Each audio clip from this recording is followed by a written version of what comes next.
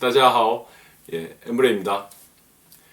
그러니까 이제 1년의 영상들을 이제 제작하게 되었는데요. 이제 신입사원 분들뿐만 아니라 사실은 이제 사내 변호사와 같이 그러니까 회사 생활을 많이 해보지 않으신 분들이 이제 클라이언트인 이제 회사 내부의 사정을 잘 모르셔서 겪는 그런 불편함, 그런 부분에 착안해서 영상을 만들게 되었는데요. 사실은 이제 회사를 이렇게 다니신 분들 역시도 사실 명확하게는 알지 못하는 그런 부분도 있을 수 있고요. 또한 이런 내용들이 이제 취업을 준비하고 계시는 분들이 면접하시는 데 도움이 될 수 있는 부분도 있겠다라는 생각이 들어서 그러니까 옆에서 보시는 바와 같이 이제 이런 목차로 영상을 만들게 되었는데요. 우선 지금 보고 계신 이번 영상은 이제 상식적인 측면에서 이제 주식회사의 이런 본질과 그리고 이제 주식회사의 그런 구조 그리고 그런 주식회사의 의사결정 메커니즘 이 부분에 대해서 우선 좀 말씀을 드리려고자 합니다. 그러니까 이번 영상의 핵심은 그러니까 이론은 항상 졸립다라는 것입니다. 그래서 우선은 최대한 덜 졸릴 수 있도록 말씀을 드리겠습니다. 우선은 주식회사의 본질 부분부터 보겠습니다. 우선은 주식회사라는 것은 우리가 법적으로 봤을 때 법인이라고 부릅니다. 근데 이제 이 법인이라는 것은 그러니까 우리가 숨을 쉬는 이런 인간이 아님에도 불구하고 법이 그 권리 능력이 있다라고 이제 의제해주는 이제 가상의 이런 주체인데요. 그러면 이런 가상의 존재가 어떻게 경영에 관련된 의사를 결정할 수가 있느냐라고 한다면은 결국에는 그 대표이사 또는 우리가 현실적으로 사장이라고 부르죠. 그러니까 상법상으로는 사실 사장이라는 단어가 없기 때문에 우선 대표이사라는 단어로 쓰겠습니다. 대표이사의 의사가 대부분 이제 법인의 의사로 이제 의제가 되며 우리가 뒤에서 말씀드리겠지만 그 주식회사의 소유자인 주주 그리고 그 주주들로 이어진 주주총회의 의사가 이제 법인의 의사가 되는 것은 아닙니다. 이런 이제 주식회사의 이제 목적은 상법 제 169조에서 규정한 바와 같이 영리를 위한 것입니다. 무슨 사회공헌을 하거나 그러기 위한 것이 아니라 회사는 어디까지 영리를 추구하기 위해서 그 조직되어야 한다고 이제 상법에서 규정이 되어 있고 이런 이제 그 영리라는 것은 결국에는 이제 주식회사를 소유하고 있는 이 주주의 이익에 기여해야 된다라는 의미이지 그러니까 이사, 뭐 대표이사, 뭐 사장, 직원 그들의 이제 이익을 의미하는 것은 아닙니다. 이제 주식회사의 이제 특징 이 부분이 이제 상식적인 부분이라 할 것인데요. 그러니까 주식회사 같은 경우에는 이 주식회사를 이제 소유하는 이제 주주가 있을 것이고 그리고 주식회사에 이제 의사결정하는 그러니까 이사, 대표이사가 있습니다. 그래서 그 주식회사의 가장 큰 특징은 이제 소유와 이 경영을 이제 분리시켜 놓겠다라는 것인데요. 사실은 이 주식회사라는 것이 그 우리나라 회사의 90몇 % 이상이 사실 주식회사 형태로 지금 되어 있습니다. 그만큼 주식회사가 어떠한 제도적으로 유리한 점이 있기 때문에 사업주들이 이제 주식회사라는 형태로 회사를 설립을 하게 될 텐데요. 그 가장 큰 특징이 결국에는 만약에 이 사업이 잘못돼 가지고 이 법인이 만약에 파산하게 되더라도 이 최초에 이 투자를 했었던 사업자의 개인 자산까지는 이제 책임을 지지 않는 것이 이제 주식회사의 원칙입니다. 하다 보니까 그러니까 이 주주, 소유자인 주주가 이런 법상의 이제 혜택을 누리면서 동시에 또 의사결정을 하게 된다 했을 때는 내가 하고 싶은 경영상 의사결정을 다 하고 그 사업의 결과는 책임을 지지 않는 이런 것은 또 이제 부당한 측면이 있기 때문에 우리 경제를 활성화하는 측면에서 유한 책임, 아까 말씀드린 것은 이제 유한 책임이라 했을 때 주주의 유한 책임을 인정해 주되 이 경영만큼은 주주가 간섭하지 말고 그 전문성이 있는 이사들 그리고 대표이사에 의해서 이 경영이 이루어질 수 있도록 재량을 확보해 줘라 라는 것이 이제 주식회사 제도의 이제 가장 큰 특징입니다. 그래서 이제 주식회사의 그런 이제 경영상 의사결정 부분을 봤을 때 그러니까 대표이사가 이제 대부분의 의사결정을 하게 됩니다. 다만 이제 회사의 존립, 생존에 큰 영향을 미치는 그런 중대 사항에 관해서는 주주총회와 이사회의 의결이 필요하도록 상법에서 규정하고 있습니다. 이러한 대표이사는 그 이사들의 모임인 이사회에서 이제 대표이사를 선출하게 되는데요. 이 대표이사는 자신이 임명한 중간 관리자들에게 또한 자신의 자기가 판단하기에 그 업무 중요도에 따라서 그 의사 결정 권한을 하위로 이제 위임해서 처리하게도 할 수 있습니다. 이것을 이제 우리가 전결 내지는 뭐 전결권자라는 표현으로 표현하게 되고요. 그 예시를 한번 들어보겠습니다. 그러니까 이 옆에서 이제 보고 계시는 이제 표와 같이 이제 대표이사는 자신이 임명한 중간 관리자들에게 그 업무의 중요도에 따라서 자신의 의사결정 권한을 이제 위임해서 처리하게 할 수 있으며, 이런 경우에 이런 전결권자의 이런 의사결정은 이제 회사, 법인의 의사로서 이제 효력이 있게 됩니다. 그렇다고 했을 때 과연 암만 해도 이제 이런 유한 책임을 진다고 하더라도 과연 이제 내가 그래도 소유자인데 소유자인 이제 주주는 그럼 손 놓고 있어야만 하나라는 이제 문제가 있을 수 있는데요. 그러니까 주주는 결국에 주주총회, 주주의 모임인 주주총회에서 이 이사와 대표이사 그리고 이제 이들을 감시하는 이제 감사를 주주가 직접 선임하도록 하고 있습니다. 즉 그렇게 주주는 직접 경영의 의사결정에 참여할 수 없지만은 그러니까 전문적인 그 능력이 있는 이사들을 선임하고 그리고 그 이사들을 통제할 수 있는 감사를 선임함으로써 간접적으로 경영인을 이제 견제할 수 있게 하는 제도를 마련하고 있습니다. 그러니까 감사 같은 경우에는 그래서 대표이사 또는 뭐 이사회, 널린 이사회까지 이제 그 경영에 관한 의사결정이 적절한 짓을 이제 오디트하고, 그러니까 주주총회에 이제 그것을 보고하게 됩니다. 다음으로 이제 회사가 이제 대부분의 어떤 조직을 갖게 되는지에 대해서 그러니까 교과서적인 측면에서 말씀드리겠습니다.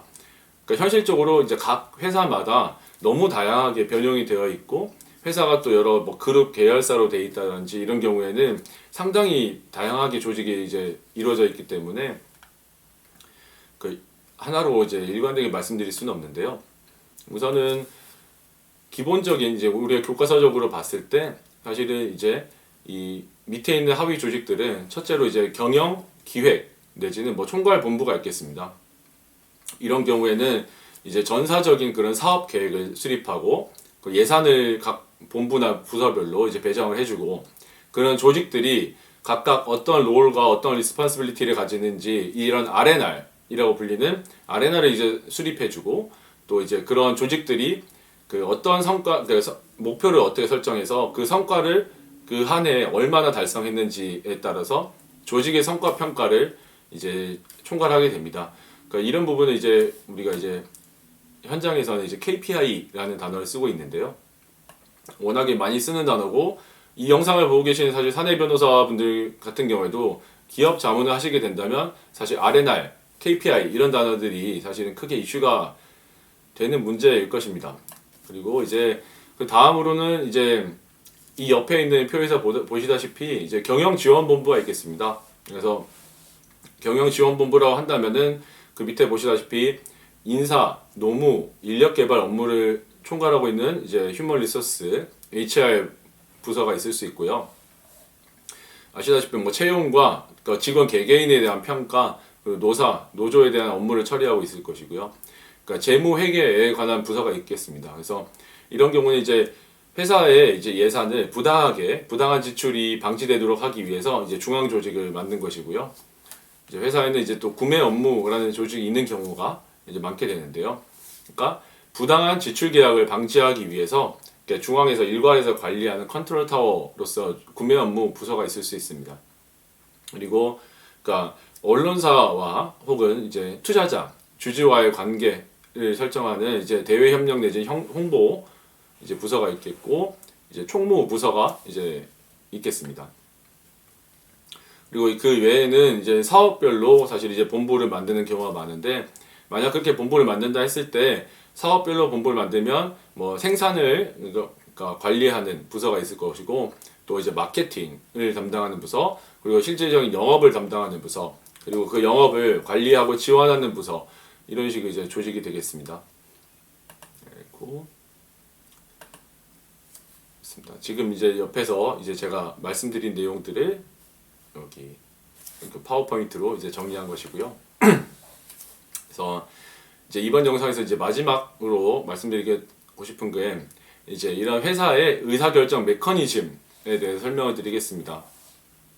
사실은 이런 뭐 우리가 기한이라는 단어, 결제라는 단어, 뭐 전결 이런 단어들을 이제 많이 보셨을 텐데요.